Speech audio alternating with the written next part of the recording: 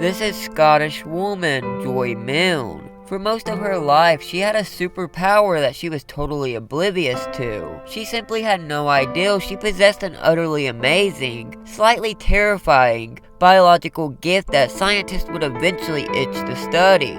In fact, Joy probably would have stayed oblivious if it hadn't been for her husband, Les Milne. You see, the two met in high school. Les was a 17-year-old swimmer, and Joy was a 16-year-old new transfer. She remembers dancing with him at a party and being struck by his wonderful smell.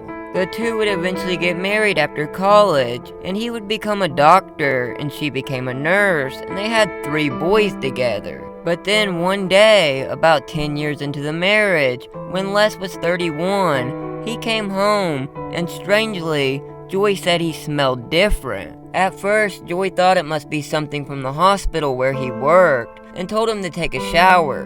But that didn't help, and over the weeks and months that followed, the smell seemed to grow stronger. Then Joy began nagging at him, telling him that he wasn't washing enough, but the smell wouldn't yield, and eventually Les got mad whenever Joy told him to shower. Unfortunately, as the years went on, Joy began to feel that it wasn't just her husband's smell that was changing. It was his personality, his character. He began to change. He was more moody. He wasn't as tolerant, she says. And then one night, Joy woke up to her husband attacking her, but he was completely oblivious because he was having a nightmare. That's when Joy put her foot down and was worried that Les had a brain tumor or something worse, and took him to get medical attention. And that's when they got the diagnosis. Her 45-year-old husband had Parkinson's disease. Joy said over the next 20 years, her and Les tried to make the best of things, but that it was tough. And that's what led them in 2013 to attend a support group for people suffering from Parkinson's. When Joy walked into the room, she was immediately stopped dead in her tracks by the smell. And that's when she realized that all the people in the room had the same greasy, musty smell that Les had. And then she realized for some people it smelled stronger, and for other people it didn't smell so strong. And that's when she started to wonder if Parkinson's has a smell. To begin, this was a new scientific discovery, but also, Joy had smelled the disease on Les more than a decade before his symptoms got severe enough for them to seek medical help.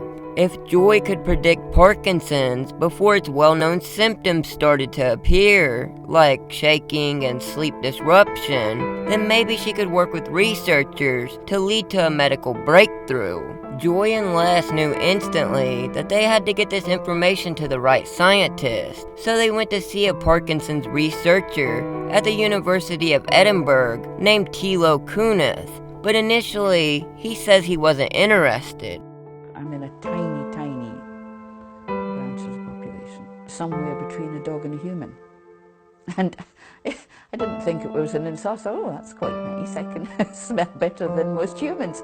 But then several months later, Kunith heard about research that showed dogs could smell cancer, which of course made him think back to Joy. So he tracked her down and asked her to come to his lab for a special test he devised himself. Kunith asked one group of people who had Parkinson's and another group of people who didn't have Parkinson's to take home white t-shirts, wear them overnight, and then return them. She took his test and was incredibly accurate. In fact, out of all the samples, Joy made only one mistake.